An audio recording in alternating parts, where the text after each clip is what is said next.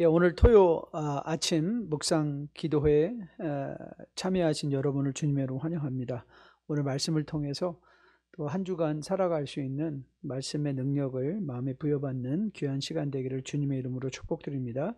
우리 같이 함께 묵상 기도하고 주님 앞에 나아갑니다.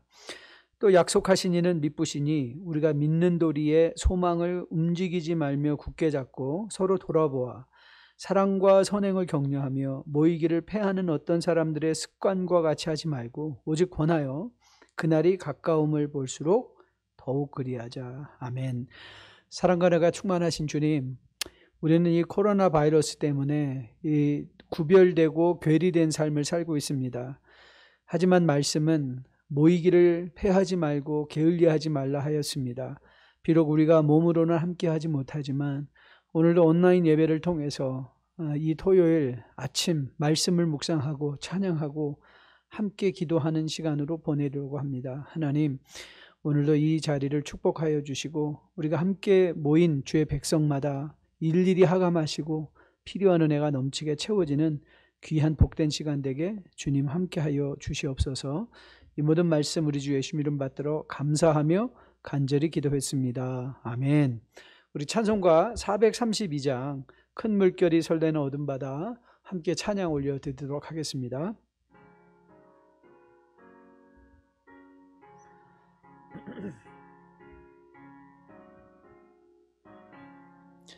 큰 물결이 설레는 어두운 바다 저 등대의 불빛도 희미한데 이 풍랑에 배저 항해하는 이 작은 배 사공은 주님이라. 나 두려움 없네 두려움 없도다. 주 예수님 늘 깨어 계시도다. 이 흉흉한 바다를 다 지나면 저 소망의 나라에 이르리라. 큰 풍랑이 이 배를 위협하며 저 깊은 물 입 벌려 달려드나 이 바다에 노저 항해하는 이 작은 배 사공은 주님이라. 나 두려움 없네 두려움 없도다. 주 예수님 늘 깨어 계시도다. 이 흉흉한 바다를 다 지나면 저 소망의 나라에 이르리라. 소리로 물결을 명하시면 이 바다는 고요히 잠자리라. 저 동력이 환하게 밝아올 때 나 주 함께 이 바다 건너가리. 나 두려움 없네 두려움 없도다. 주 예수님 늘 깨어 계시도다. 이 흉흉한 바다를 다 지나면 저 소망의 나라에 이르리라. 아멘. 아멘. 오늘 우리가 함께 볼 말씀은 시편 2편 1절부터 12절 말씀, 매일 성경 5월 2일자 말씀입니다. 오늘 말씀입니다. 제가 시편 2편 말씀을 1절부터 받들어 봉독해 올리도록 하겠습니다. 1절 제가 읽습니다. 어찌하여 이방 나라들이 분노하며 민족들이 헛된 일을 꾸미는가? 세상의 군왕들이 나서며 관원들이 서로 꾀하며 여호와와 그의 기름 부음 받은 자를 대적하며 우리가 그들의 맨곁을 끊고 그의 결박을 벗어버리지 않은도다. 하늘에 계신 이가 웃으시며 주께서 그들을 비웃으시리로다.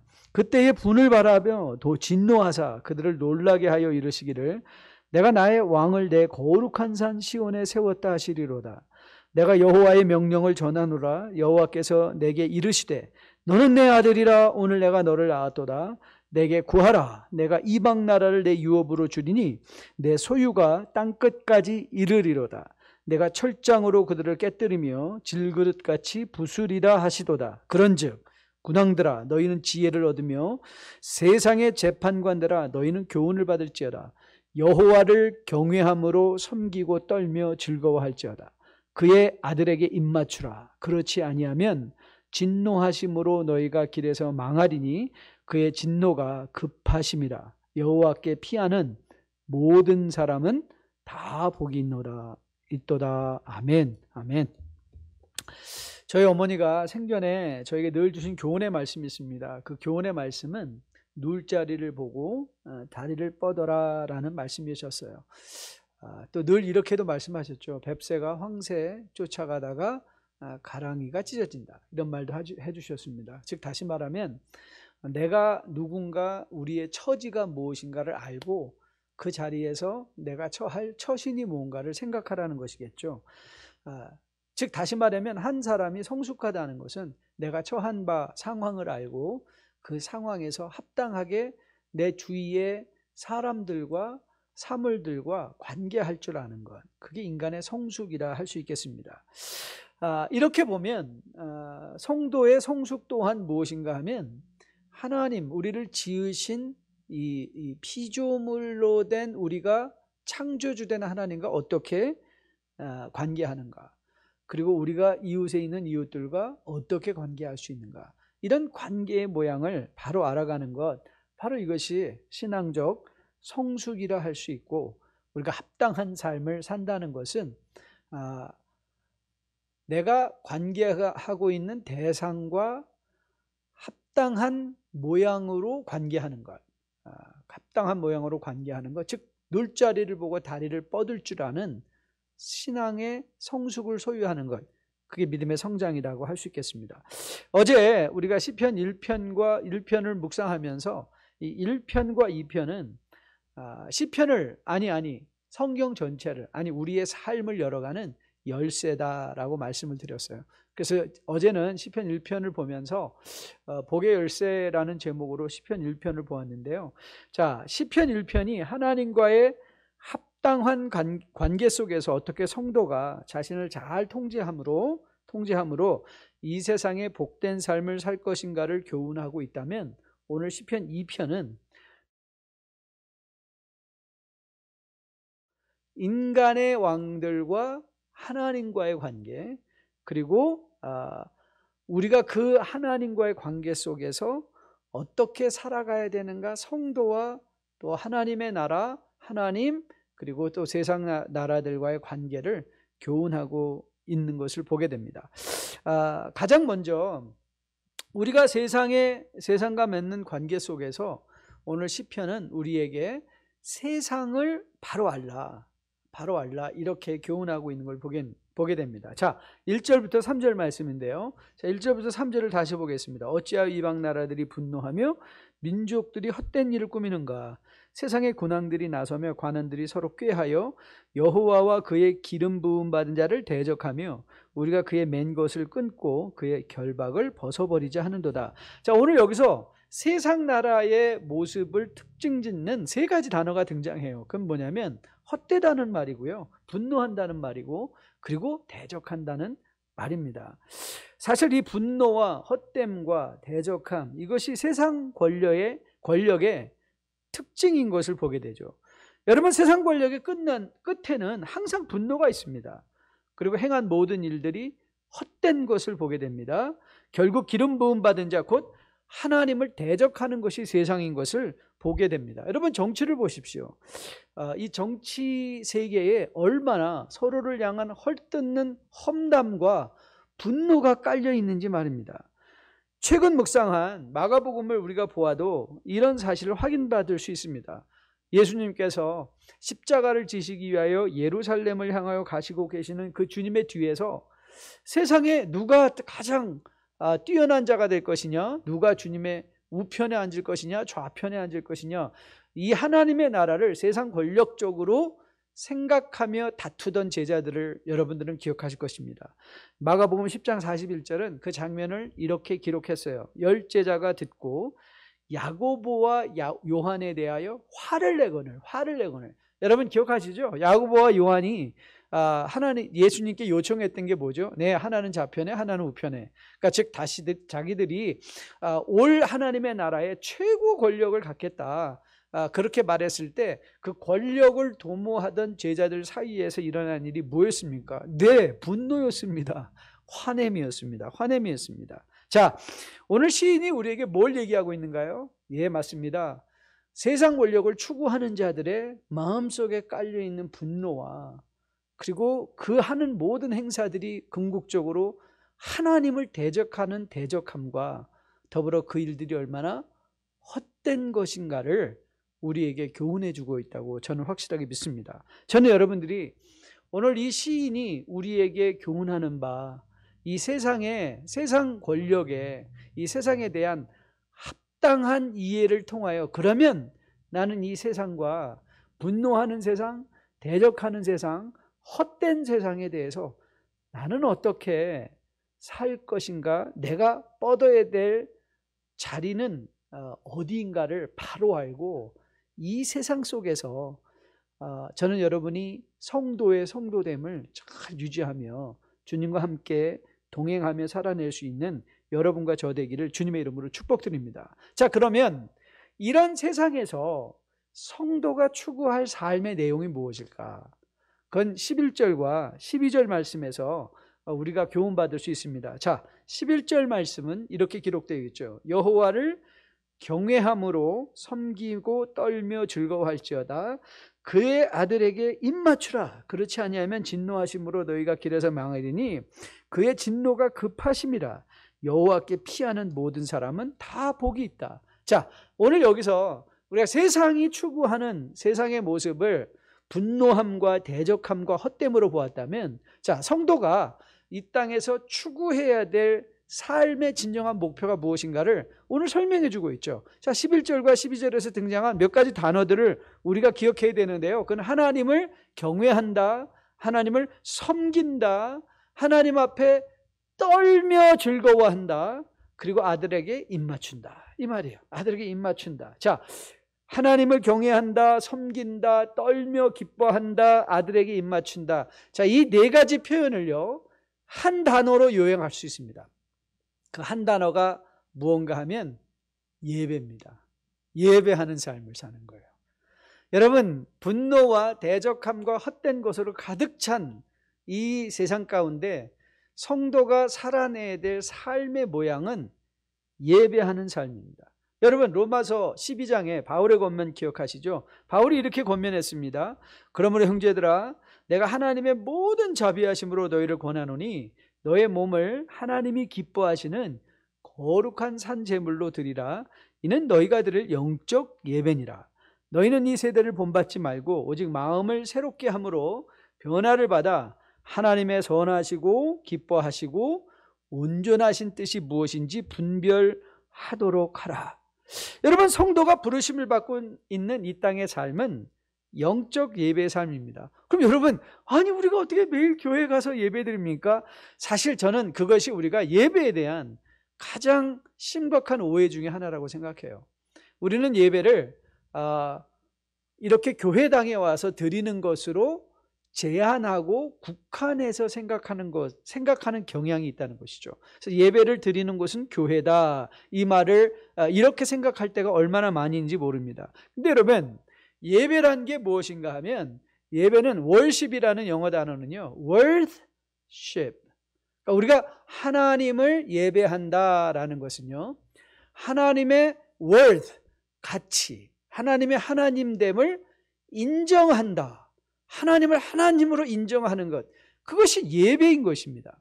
이렇게 보면 물론 우리가 이렇게 일주일에 한 번씩 공예배로 교회당에 모여서 예배 드리는 것도 중요하지만, 그러나 예배는 교회당 안에서만 제한되는 것이 아니라 우리가 교회당에 와서 이렇게 예배를 드리는 것은 다시 한번 우리의 마음이 새로워져서 매일의 삶이 우리의 예배의 현장이 되어 거룩한 산제물의 삶을 사는 것, 즉 매일의 삶 속에서 하나님의 가치가 드러나는 삶을 사는 것, 그것이 성도가 부르심을 받고 있는 바로 영적 예배의 삶인 것입니다.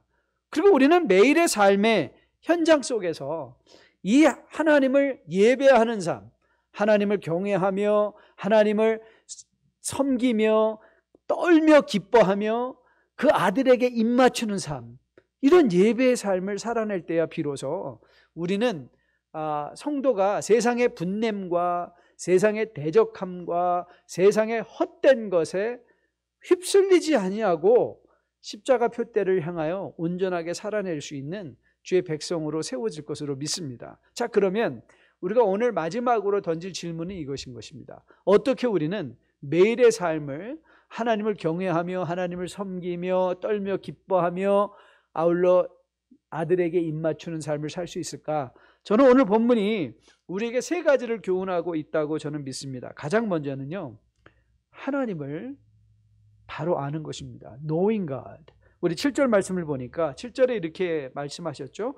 내가 여호와의 명령을 전하노라.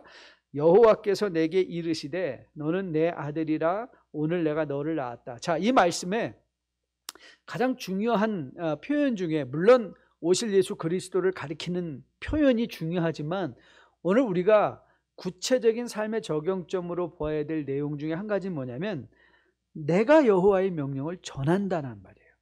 자, 오늘 이 여호와의 명령이 그럼 무엇일까요? 그렇습니다. 말씀입니다. 그 말씀이 결국 어떻게 하나님의 아들 예수 그리스도를 보내시고 그 안에서 우리로 하여금 하나님의 구원의 모든 계획이 성취되어짐에 동참하게 하시는가? 즉 그 하나님의 일하심, 하나님을 알아갈 때야 비로소 우리는 매일의 삶의 현실 속에서 영적 예배의 삶을 살 수 있다는 것이죠. 여러분, 요즘에 유행하는 단어 중에 하나가 뭐냐면 코로나 바이러스 패티그입니다.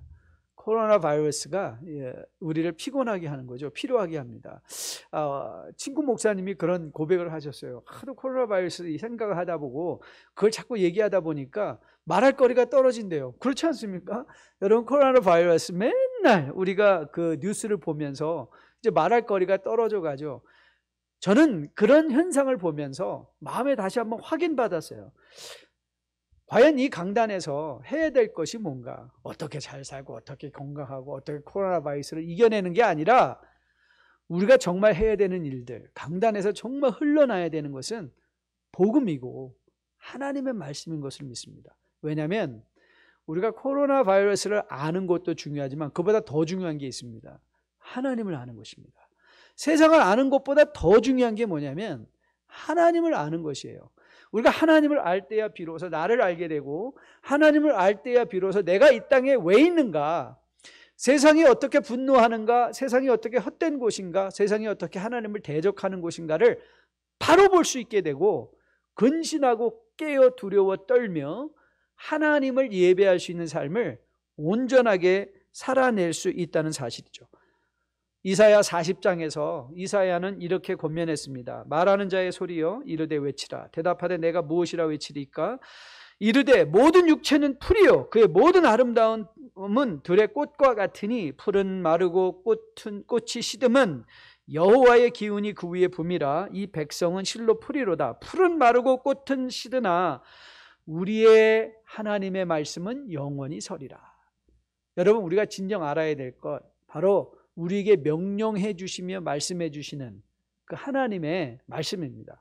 그 하나님의 말씀을 통해서 하나님을 알아갈 때야 비로소 우리는 헛된 세상, 분노하는 세상, 대적하는 세상에 휩쓸림이 아니요 하나님을 매일의 삶 속에서 경외하고 섬기며 두려워 기뻐하는 가운데 아들에게 입맞추는 영적 예배의 삶을 살아낼 수 있을 것으로 믿습니다. 두 번째, 하나님을 알라는 것과 더불어 두 번째는 하나님께 구하라는 것이죠. 자, 8절 말씀이죠.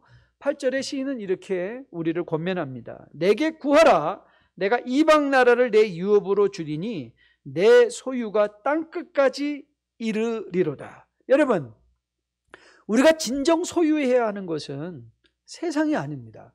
이미 세상의 군왕들의 헛됨과 그들의 꾀하는 것이 하나님을 대적하는 것이요, 그리고 그들의 마음속에 세상의 권력을, 물질을 추구하다 보면 결국 우리 안에 남는 건 분노밖에 없다는 것 우리는 이미 보지 않았습니까? 우리가 세상의 것을 아무리 많이 소유한다 할지라도 그 세상의 것으로 우리는 결단코 행복할 수 없는 것이죠. 그렇기에 우리는 세상 기웃거리지 말고 하나님께 구해야 되는 것이죠. 그래서 주님은 마태복음 5장에서 산상수훈에서 하나님이 우리에게, 예수님이 교훈해 주셨죠. 자, 마태복음 5장 6절부터 9절까지 말씀인데요. 너는 기도할 때에 내 골방에 들어가 문을 닫고 은밀한 중에 계신 내 아버지께 기도하라. 은밀한 중에 보시는 내 아버지께서 갚으시리라. 또 기도할 때에 이방인같이 중언부언하지 말라. 그들은 말을 많이 하여야 들으실 줄 생각하느니라. 그러므로 그들을 본받지 말라. 구하기 전에 너희에게 있어야 할 것을 하나님 너희 아버지께서 하시느니라. 여러분, 하나님께 구하는 삶을 산다는 것의 의미가 뭘까요? 그것은요, 하나님의 나라를 먼저 구하는 것입니다. 그리고 하나님께서, 우리가 하나님의 나라를 먼저 구할 때 하나님께서 그 외에 필요한 모든 것을 우리에게 채워주실 것이라는 것을 신뢰하는 것인 것이죠. 자, 그러면 하나님 나라를 먼저 구하라는 말의 의미가 뭘까? 그러면 우리가 이때까지 얘기한 것처럼 매일 하나님만 생각하고 교회에 와서 일하고 하는 것이 하나님 나라를 구하는 것일까? 내 매일의 일상의 삶을 부정하는 것이 하나님의 나라를 구하는 삶을 사는 것인가? 우리는 그렇지 않다는 것을 너무 잘 알고 있습니다. 왜냐하면 주님께서 우리에게 가르쳐 주신 기도만 보아도 우리는 알 수 있죠. 주님께서 뭘 위해서 기도하라 말씀하시죠? 네, 하나님의 아버지의 뜻이 이 땅에서 이루어진 것이 이루어지는 것처럼 하나님의 뜻이 이루어지기를 간구함과 동시에 뭘 우리에게 교훈하셨죠? 예, 일용할 양식을 위해서 기도하라. 일용할 양식을 위해서 기도하라고 말씀하셨어요. 다시 말하면 우리가 하나님의 나라를 먼저 구한다는 것은 그건 무슨 종교적 행위만, 행위 속에서 교회 안에서 사는 것을 의미하지 않습니다. 우리가 어제 시편 1편을 통해서 보았던 것처럼 우리가 하나님의 나라를 추구하며 살아간다는 것은 매일 나의 삶의 현실 속에서, 여러분, 우리의 삶에는 항상 선택으로 가득 차고 있다 그랬죠. 이 세상에는 여러분이 아침에 일어날 때부터 잘 때까지 몇 시에 일어날 것이냐, 몇 시에 잘 것이냐, 뭘 먹을 것이냐, 어딜 갈 것이냐, 무슨 옷을 입을 것이냐, 무슨 말을 할 것이냐, 어떤 감정을 가지고, 모든 것이 선택으로 가득 차 있다고 말씀을 드렸어요. 그 선택의 여부 앞에서 하나님의 말씀을 주야로 묵상하고, 그리고 그 하나님의 말씀을 기억하고 그 하나님을 기뻐하는 것, meditate, remember, rejoice. 이게 뭐예요? 하나님의 나라를 구하는 것이죠.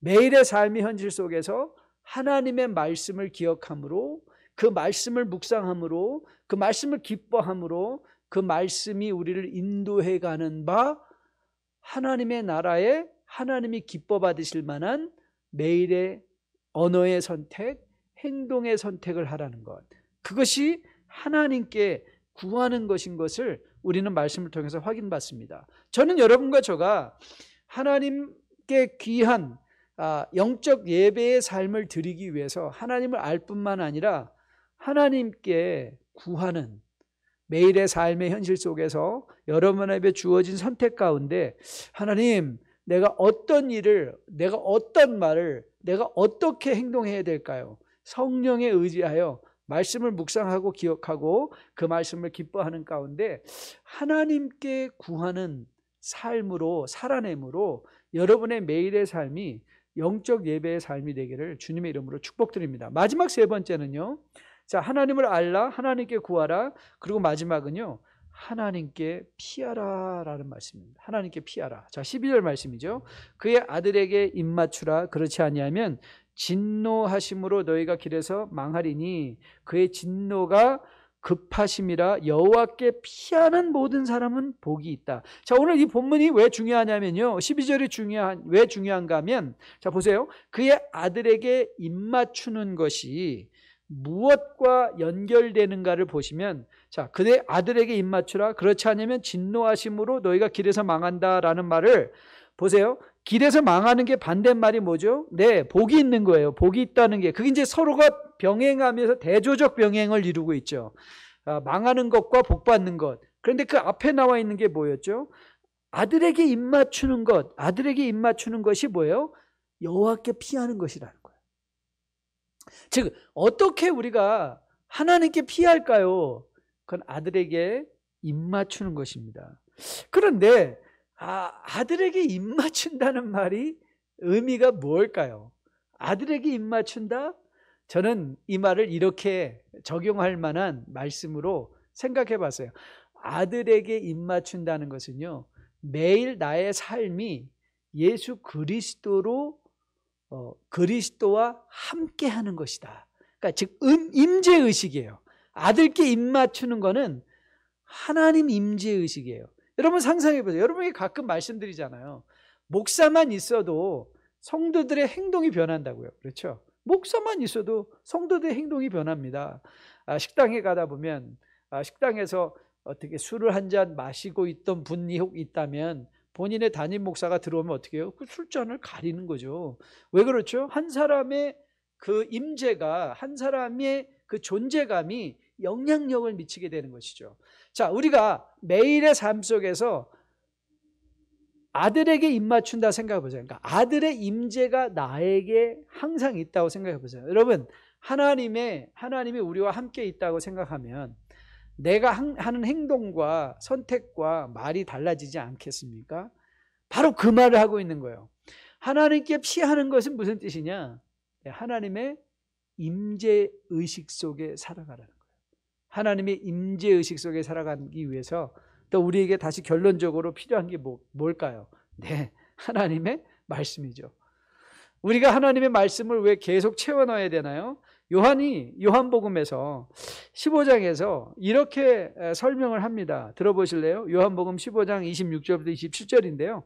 내가 아버지께로부터 너에게 보낼 보혜사 곧 아버지께로 나오시는 진리의 성령이 오실 때에 그가 나를 증언할 것이요 너희도 처음부터 나와 함께 있었으므로 증언하십니다. 여러분, 성령은 무엇과 함께 일하신다 그랬죠? 말씀. 그렇죠?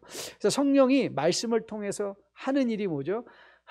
예수님을 증거하는 거예요. 하나님을 증거하는 거예요. 성령이 하시는 일은 예수님을 우리의 마음속에서 기억나게 함으로 그 아들에게 입맞추게 하는 것. 저는 오늘 거룩한 영적 예배의 삶을 드리기 위해서 본문이 우리에게 교훈하는 바, 하나님을 알 뿐만 아니라 하나님께 구하고 하나님께 피하는데, 하나님께 피하기 위해서 그리스도 그 아들에게 입맞추는 임재의식, 곧 말씀을 내 마음에 채우는 이 삶을 통해서 저는 여러분이 세상을 바로 알고 그 세상 가운데서 우리가 구할 것을 바로 알고 이 세상 안에서도 하나님의 자녀답게 흔들리지 않는 복된 주의 백성의 삶으로 살아낼 수 있기를 주님의 이름으로 축복드립니다. 세상이 헛된 일을 꾀할 때 성도는 하나님의 말씀을 묵상합니다. 그리고 매일 하나님의 통치를 삶의 현장 속에서 인정하고 순종하며 하나님의 말씀을 따라가는 것입니다. 이것이 우리가 살 길입니다. 세상이 아무리 분노해도 결국은 하나님의 심판 아래 주님 다시 오시는 날 그들의 행한 행위대로 하나님께서 반드시 심판하실 것입니다. 저는 여러분과 저가 이 시편 1편과 2편, 아니 이제 우리가 묵상할 23편까지의 모든 시편 말씀을 통해서 저는 여러분이 다시 한번 매일의 삶의 현실 속에서 우리 아들 예수 그리스도께 입맞추며 하나님께 피하고 그 하나님께 내가 구할 바를 아뢰며 필요한 모든 것을 내가 하나님의 나라를 먼저 구할 때 채워주시는 그 하나님 아버지를 신뢰하며 그 하나님을 경배하기 위해서 하나님을 알아가며, 그래서 세상에 헛된 것과 세상의 분노와 세상에 대적하는 것에 흔들리지 않고 주님과 함께 넉넉한 마음으로 주님과 동행하는 여러분과 저 우리 모두 되기를 주님의 이름으로 축복드립니다. 함께 기도하겠습니다. 아버지 참 감사합니다. 오늘 귀한 새벽 시편 2편 말씀을 마음에 품고 묵상한 내용을 가지고 우리의 삶을 주님 앞에 내어놓고 기도하기를 소원합니다. 아버지, 우리가 이 세상의 현실을 바로 알아야 되겠습니다. 이 세상이 추구하는 모든 것은 끝에는 분노요, 헛된 일이요, 아버지를 대적하는 일일진데 우리는 하나님을 경외하며 하나님을 섬기며 기뻐 즐거워하며 떨며 즐거워하는 가운데 그 아들에게 입맞추는 삶, 곧 영적 예배의 삶을 하나님을 알고 하나님께 구하고 하나님께 피함으로 살아내므로 이 세상이 아무리 흔들려도 결단코 좌로나 우로 치우치지 아니하고 주님 다시 오시는 날까지 넉넉하게 믿음 생활 잘 감당하는 주의 백성들로 세워질 수 있도록 함께하여 주시옵소서. 아버지, 오늘도 주일을 준비하며 하루를 살아낼 뉴라이프에 속한 주의 지체들을 축복하여 주시고 이들이 오늘 하루를 잘 마음으로 준비하며 또 내일 창립 16주년 기념 예배로 드려질 때에 모든 이들이 우리와 함께 하셨던 하나님을 기뻐 찬양하고 그분께 영광을 돌림으로 말미암아 또 앞으로 하나님께서 펼쳐가실 놀라운 미래를 기대하는 가운데 감사하는 주의 백성으로 세워지는 주일 될 수 있도록 함께하여 주시옵소서. 이제는 우리 주 예수 그리스도의 은혜와 아버지의 지극하신 사랑과 성령님의 인도하심이 말씀을 마음에 품고 기도하며 하나님의 일하심, 하나님의 나라를 추구하며 살아내기 원하는 주의 백성들의 머리 위에, 그들의 가정 위에, 섬긴 교가 직장 위에, 자녀들 머리 위에 지금으로부터 영원까지 함께 계실지어다. 아멘.